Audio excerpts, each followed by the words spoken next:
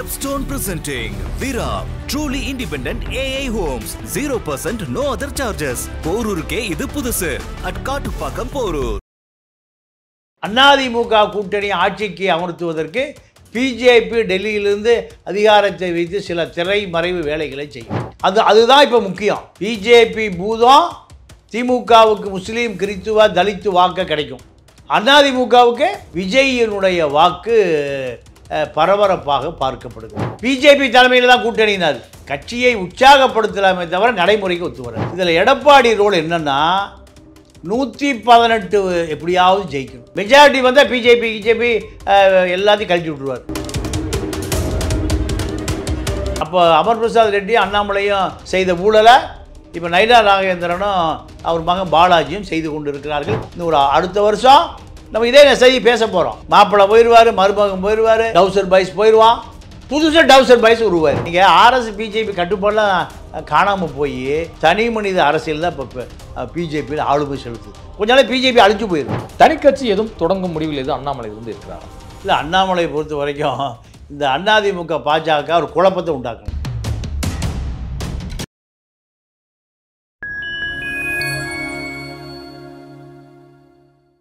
Fine media நேயர்களுக்கு வணக்கம். நான் உங்கள் சிங் தூவன். நம்ம சிறப்பு நிகழ்ச்சியில் நம்மோடு இணைந்திருக்கிறார் மதிப்பிற்குரிய மூத்த பத்திரிகையாளர் திரு தமிழா பாண்டியன் அவர்கள். வணக்கம் சார். வணக்கம். எப்படி இருக்கீங்க? நல்லா இருக்கேன். டெல்லி தலைமைக்கு மோடி, தமிழ்நாட்டு தலைமைக்கு எடப்பாடி பழனிசாமி தான். எடப்பாடி பழனிசாமி அவர்கள் தான் முதலமைச்சர் ஆவார் அப்படின்னு பேசியிருக்கிறார். முன்னாள் அமைச்சரும் இந்நாள் சட்டமன்ற எதிர்க்கட்சி துணைத் தலைவருமான ஆர்பி உதயகுமார் அவர்கள். அவருடைய பேச்சு உணர்த்துவது என்ன?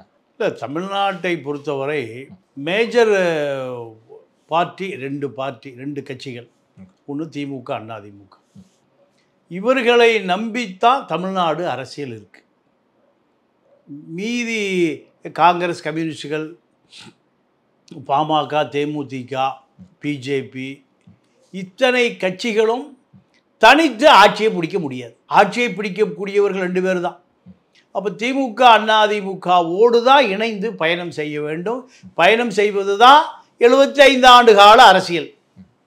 நீங்கள் அண்ணாதுரை காங்கிரஸை ஒழித்து தான் திமுகவை கொண்டு வந்தார்.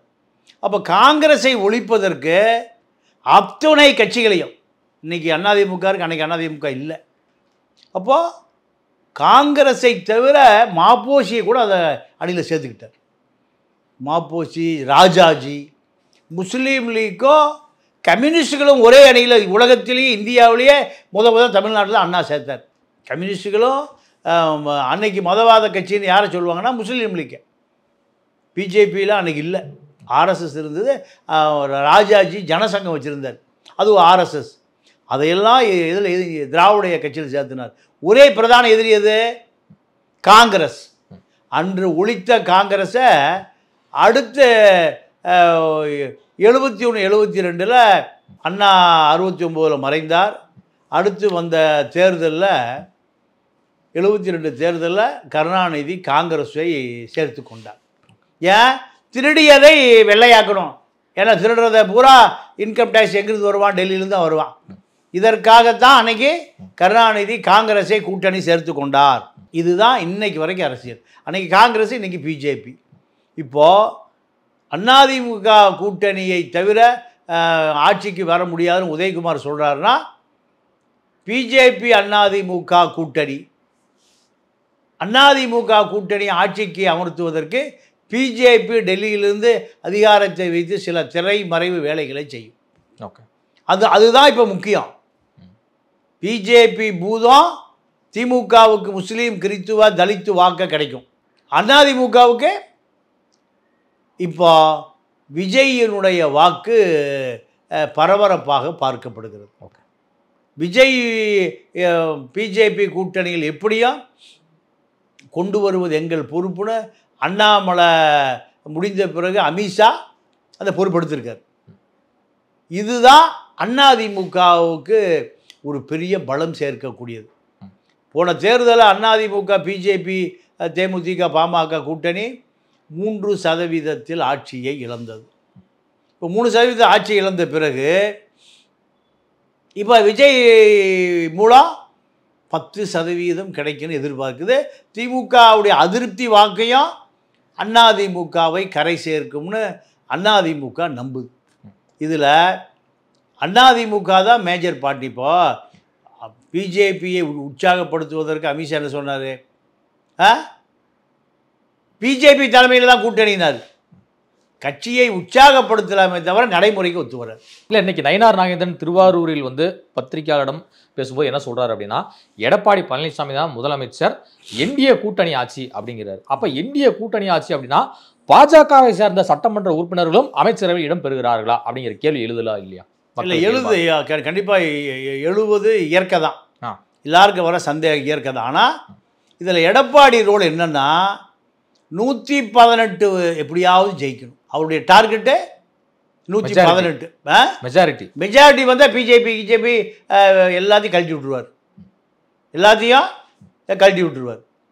அப்போ அவருக்கு அமைதியாக இருப்பதற்கு என்ன காரணம்? விஜய் வரணும், பிஜேபி வரணும், தேமுதிக, பாமக, இப்படி எல்லாரும் வரணும். ஒரு மெகா கூட்டணியை கட்டமைக்க வேண்டிய தேவை. கட்டமைச்சு இப்போ அண்ணாதுரை அந்த கூட்டணி உருவாக்குனால 67. அதே போல் இப்போ எடப்பாடிக்கு ரொம்ப அவசியம். எடப்பாடிக்கு இது வாழ்வா சாவா போராட்டம். பிஜேபிக்கு திமுகவை எப்படியாவது எதிர்த்து திமுக தோக்கடித்து அகில இந்திய அளவில் பெரிய தொந்தரவாக இருக்கிறது திமுக தான். 1967 மரணம் படுக்கைக்கு போன காங்கிரஸை இன்றைக்கி 10 சீட் கொடுக்குறாரு. 10 சீட் கிடைக்குது, 40 சீட் கூட்டணி கிடைக்குது. இதெல்லாம் பிஜேபிக்கு எதிரான வாக்கு. இதெல்லாம் பிஜேபிக்கு எதிரான வாக்கு தான். அப்போது திமுகவை ஒழிப்பது பிரதான வேலை பிஜேபிக்கு. அதுக்கு யார் வேணும்? எடப்பாடி தான் வேணும், அதிமுக தான் வேணும். இதுதான் இப்போ உதயகுமாரனுடைய அந்த வாய்ஸ். தற்போது இருக்கக்கூடிய பாஜக தலைவரான நயினார் வந்து அண்ணாமலையை போல் வந்து வசூல் வேட்டையில் இறங்கி விட்டார் அப்படிங்கிற ரீதியில் ஒரு கருத்தை வந்து பதிவிட்டிருக்கிறாரு மூத்த பத்திரிகையாளர் திரு தாமோதரன் பிரகாஷ் அவர்கள். உங்களுடைய கருத்து என்ன? இல்லை, அது 100% சரியாக தான் இருக்கும். ஏன்னா நயினார் அரசியலுக்கு வந்த பொழுது முதல்ல அவர் டிரான்ஸ்போர்ட் மினிஸ்டர். திருநெல்வேலியில் அவர் சொந்த ஊரில் இருக்கக்கூடிய போக்குவரத்துக்கு நிறுவனத்துக்கு சொந்தமான நிலத்தை அவரே பட்டா போட்டுக்கிட்டார். 99 வருஷம் லீஸு, அரசு சொத்து, மக்களுக்கான சொத்து. முதல் டிரான்ஸ்போர்ட் மினிஸ்டர் ஆன பிறகு என்ன பண்ணார்? 2001 இன்றைக்கி அந்த நிலம் அவர்கிட்ட தான் இருக்குது, திருநெல்வேலியில் மத்திய பகுதியில். அதே போல் இப்போ நயினார் ஒயின்ஸுன்னு திருநெல்வேலி பஸ் ஸ்டாண்டுக்கு பக்கத்தில் அது அரசு நிலம். அந்த அரசு நிலத்தை இவர் மந்திரியாக வரைக்கும் அது அரசு நிலம். மந்திரியான பிறகு இவருடைய நிலம். ஜெயலலிதா எப்படி டான்ஸி நிலத்தை வாங்குச்சு, இப்படி தான். அப்போது இதற்காகத்தான் அரசியலுக்கு வர்றாங்க. அரசியலுக்கு இவர் வருவதே கொள்ளையடிக்கிறதுக்கு தான். இவர் இன்னும் தெலுங்கானாவில் குவாரி நடத்தி 20 கோடி ரூபாய் வரி பாக்கி தப்பிச்சு ஒடியான்ட்டார். நயினார் நாகேந்திரன் ஒன்றும் புத்தனோ புனிதனோ காந்தியோ நேருவோ அல்ல. அரசியலை கொள்ளையடிப்பதற்கு இது ஒரு நல்ல தொழில். இந்த முட்டா பயல்களுக்கு மக்களுக்கு 200 ரூபா கொடுத்தா, காக்கா பிரியாணி கொடுத்தா, ஓல்டு பங்கை கொடுத்தா ஓட்டு போட்டுருவான். நயினாருடைய பையன் மேலே ஒரு பெரிய மோசடி வழக்கு இருக்குது. சென்னையிலேயே டபுள் டாக்குமெண்ட் போட்டு ஒரு 100 கோடி ரூபாய் இடத்த அபகரிக்கிறது வழக்கு இருக்குது. சிறைக்கு போய் கம்பி என்னோட கழுவிங்கணும். அவர் தான் இப்போ ஒட்டுமொத்த பிஜேபி கமலாலயத்தினுடைய கண்ட்ரோலர். யாரு? அவர் பையன் பாலாஜி. நயினார் நாகேந்திரன் தான் தலைவராக இருக்கிறாரு. அவருடைய பையன் எந்த பொறுப்புலையுமே இல்லாம ஒட்டுமொத்த பாஜக கண்ட்ரோல் எடுக்கிறாரா? புரியல. ஆமா, நீங்க அப்பா மகன் 2 உறவு ஒரு லிஸ்ட் எழுதி கொடுத்தா அப்பா கையில் போட்டு ரிலீஸ் பண்றாருல்ல, இவர் பொறுப்பாளர்னு. நீங்க போய் கையில் கேட்டால் கொப்பா நயினார் போடுவாரா? போட மாட்டார். சொந்த மகன் கேட்டால் போடுவார். அப்போது கமலாலயத்தினுடைய அறிவிக்கப்பட்ட தலைவர் நயினார், அறிவிக்கப்படாத தலைவர் பாலாஜி. நீங்கள் அமர் பிரசாத் ரெட்டின்னு ஒருத்தர் இருந்தார். யாருக்கிட்ட? அண்ணாமலைகிட்ட. அவர் தான் ஆளினால் அண்ணாமலை போஸ்டிங் கொடுத்த உடனேயுமே அமர் பிரசாத் ரெட்டிக்கு என்ன வேலைன்னா, டெல்லியில் தரகர் புரோக்கரேஜ். எங்கள் பியூஷ் கோயல், ஹர்ஷவர்தன 2 அமைச்சர்களிடம் தரகர் யாராவது வேலைக்கு வந்தாலும் கூட்டிகிட்டு போய் வேலையை முடிச்சு கொடுத்து கமிஷன் வாங்குறவர். இப்போ அண்ணாமலைக்கு இவர் எதுக்கு தேவைப்படுறாரு? அண்ணாமலை என்ன நினைக்கிறாரு? நமக்கு இந்த தரகரோடு தான் சென்னைக்கு போகணுன்னு அவரை கூட்டிகிட்டு தான், அமர் பிரசாத் ரெட்டி கூட்டிகிட்டு தான் அங்கே வர்றாரு. பல ஆயிரம் கோடி இன்னைக்கு அண்ணாமலைட்டு இருக்குது, பிஜேபிக்கு தெரியும். இதெல்லாம் வசூல் பண்ணுற வேலை யார் வேலை? அமர் பிரசாத் ரெட்டியுடைய வேலை தான். அமர் பிரகாஷ் ஆந்திரா அரசியல்வாதி. ரெட்டிக்கு இங்கே தமிழ்நாட்டில் என்ன வேலை? ரெட்டிகளுக்கும் நாயுடுகளுக்கும் இங்கே என்ன வேலை? இதென்ன மடமா? உச்சநீதிமன்றம் கேட்ட மாதிரி இதென்ன மடமான்னு கேட்குறேன். அப்போது இவனுக்கு 200 ரூபா குவாட்ரு, காக்கா பிரியாணி, ஓல்டு மங்கு. ஏன் ரெட்டி வந்தாலும் சரி, நாயுடு வந்தாலும் சரி, ரொட்டி வந்தாலும் சரி, பன்னு வந்தாலும் சரி, ஓட்ட போட்டு போயிட்டே இருப்பான். அப்போ இங்கே தமிழர்களுக்கான அரசியலே இல்லை. அப்போ அமர் பிரசாத் ரெட்டி அண்ணாமலையும் செய்த ஊழலை இப்போ நயினார் நாகேந்திரனும் அவர் மகன் பாலாஜியும் செய்து கொண்டு இருக்கிறார்கள், செய்வார்கள். அதிமுக ஆட்சிக்கு வந்தால் அவர்களும் ஒரு G2 போல ஒரு பெரிய நிறுவனம் உருவாக்கி அதில் பல லட்சம் கோடிய அரசு நிலங்களை, தனியார் நிலங்களை மிரட்டி அந்த நிறுவனத்துக்கு கொண்டு வருவாங்க. அதுதான் நடக்கும் பாருங்க. இன்னும் ஒரு அடுத்த வருஷம் நம்ம இதே செய்தி பேச போகிறோம். மாப்பிள்ளை போயிடுவார், மருமகன் போயிடுவார், டவுசர் பாய்ஸ் போயிடுவான், புதுசாக டவுசர் பாய்ஸ் உருவாயிருவான். பாலாஜி தலைமையில் புது டவுசர் பாய்ஸ், மிதுன் தலைமையில் பல டவுசர் பாய்ஸ்.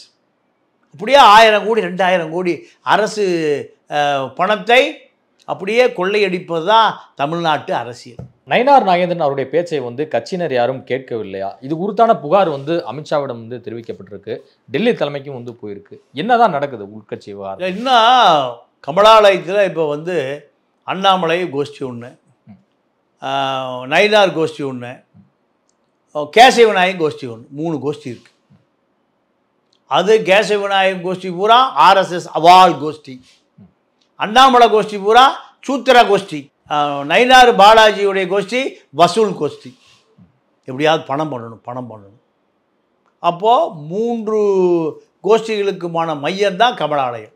முதல்ல RK ராகவனெல்லாம் உள்ளே வர முடியல, காயத்ரி நகரம் ஓடியே போச்சு, கௌதமி காணாமல் போச்சு, எல்லாம் அதிமுகவை தேடி ஓடிட்டாங்க. அப்போ அதுக்கு ஒரே காரணம் அண்ணாமலை தான். அண்ணாமலை, அமர் பிரசாத் ரெட்டி 2 பேரை தவிர யாரும் அங்கே அரசியலே பண்ணக்கூடாது, வளர முடியல. நீங்கள் RT ராகவன் கேமரா எங்கே வச்சாங்க? கேடி ராகவனுடைய வேட்டிக்குள்ளேயே கேமரா இருந்தது, அண்ணாமலை கேமரா. அதோடு அவர் அரசியலில் காணாமையே போயிட்டார். காயத்ரி ராகவன் ஒரு நிகழ்ச்சிக்கு துபாய் போச்சு, டேபிளுக்கு கீழேயே கேமரா இருக்குன்னு சொல்லி அந்த அம்மா சொல்லுது. இவர் புலனாய்வுத்துறை போலீஸாக இருந்தவர் கமலாலயத்துக்குள்ளேயே புலனாய்வு ஆரம்பிச்சிட்டார். அவர்கள் வரக்கூடாது, சத்திரியன், சூத்திரன், வைசியன் இவர்கள் தான் அரசியல் பண்ணணும். இதுதான் அங்கே நடந்த சண்டை. அந்த சண்டையில் அவாள் ஜெயிச்சிட்டா, இவாள் தோத்துட்டான். அண்ணாமலை தோற்று போயிட்டார். அண்ணாமலை பதவி பிடுங்கப்பட்டு நீங்கள் தூக்கி எறியப்பட்டார். இப்போ யார் வந்திருக்கான்னா நயினார் வந்திருக்காரு. நயினார் வந்த பிறகு நயினாருடைய கட்டுப்பாட்டுக்குள் கட்சி வர மறுக்கிறது. நயினாருடைய கட்டுப்பாட்டுக்குள்ள கட்சி வர மறுக்குது. ஏன்? எல்லாம் யார் பின்னாடி இருக்கான்? எல்லாம் அண்ணாமலை பின்னாடி இருக்கான் அரசியல் பூரா. அப்போ நயினார் அந்த வார் ரூமை கண்ட்ரோல் பண்ண முடியலையா? சமூக வலைதள ஊடகங்களில் இயங்கக்கூடிய நிர்வாகிகளை அழைத்து கூட்டம்லாம் போட்டார் நயினார். ஆனால் அதன் பிறகும் பல எதிர்ப்புகள் கிளம்பிட்டு தானே இருக்கு. கண்ட்ரோல் பண்ண முடியல. அண்ணாமலை கோடிக்கணக்கு செலவு பண்ணுவார் சார். எதுக்கு? வார் ரூமுக்கு. மதன் ரவிச்சந்திரனுக்கு செலவு பண்ணார், சவுக்குக்கு செலவு பண்ணார், லட்சம் இல்லை கோடி. எனக்கு தெரிஞ்ச அண்ணாமலைக்கு புட்டி தூக்கிட்டு தெரிஞ்ச ஒரு சமூக வலைதள ஒருத்தர் 5 கோடி ரூபாய்க்கு பெருங்குடியில் வீடு கட்டியிருக்கார், 1.5 கோடிக்கு நீளமான கார் வச்சுருக்கார். பொட்டியை தூக்கிட்டு தெரிஞ்சவர். அப்போது பொட்டியை தூக்கிட்டு தெரிஞ்சவருக்கு ஒரு 10 கோடி 20 கோடிக்கு அசட் இருக்குன்னா, பொட்டியை கொண்டு கொடுத்தவனுக்குலாம் எவ்வளோ கோடி அசட் இருக்கும்? அமர் பிரசாத் ரெட்டிக்கெல்லாம் எவ்வளவு கோடி பணம், சவுக்குக்கு எவ்வளோ கோடி, மதன் ரவிச்சந்திரனுக்கு எவ்வளோ கோடி. சார் நீங்கள் சொல்கிற அண்ணாமலை, அமர் பிரசாத் ரெட்டி எல்லாமே ஒரு எம்எல்ஏ கூட ஆகலை, இன்னும் எம்பி கூட ஆகலை, அதற்குள்ள இவ்வளோ கோடிகள் குவிஞ்சிருச்சு. இல்லை, எம்எல்ஏ எம்பியை விட அத்தனை பேரும் பயப்படுற ஐடியும் இடியும் இவன் கட்டுப்பாட்டில் இருக்குல்ல. அதுதானே இப்போ பணம் குளிக்கிற ஒரே டிபார்ட்மெண்ட் அதுதானே. எங்கே வேணாலும் போகாது, யாரை வேண்டுமானாலும் பிடிக்கும். பிடிக்க வைப்பதும் இவர், பிடிக்கக்கூடாது நிறுத்துவதும் இவர்கள் தான். எம்எல்ஏ எம்பிக்கு பவர் இருக்கா? இல்லை. ஒரே ஃபோனு யாருக்கு? PL சந்தோஷுக்கு, RSSனுடைய அகில இந்திய தலைவர் மோகன் பகவத்துங்க, அமைப்பு செயலாளர். யார்? PL சந்தோஷ். மோகன் பகாவத்து கீழே அமைப்பு செயலாளர். அவர் தலைவர், இவர் அமைப்பு செயலாளர். அப்போது இந்த தகுதி தான் அண்ணாமலையை ஆளுநர் உட்பட அத்தனை பேருமே அண்ணாமலைக்கு ரெட் கார்பெட் விரித்து வைத்தது அதுதான். அதனால தான் நீங்கள் தமிழிசை உட்பட பொன் ராதாகிருஷ்ணன் உட்பட மூத்த நிர்வாகிகளை கமலாலயத்துக்குள்ளே வர அஞ்சினார்கள், பயந்தார்கள். இதனுடைய விளைவு தான் இப்போ அண்ணாமலை தூக்கி எரியப்பட்டிருக்கிறார். அமர் பிரசாத் ரெட்டியும் காணோம், அண்ணாமலையும் காணோம். இவர்கள் போவதற்கு முன்பே பல பேரை வழி அனுப்பிச்சு வச்சுட்டாங்க. காய்தி ரகுராம, கௌதமி, குஷ்பு பல பேரை வழி அனுப்பிச்சு வச்சாச்சு.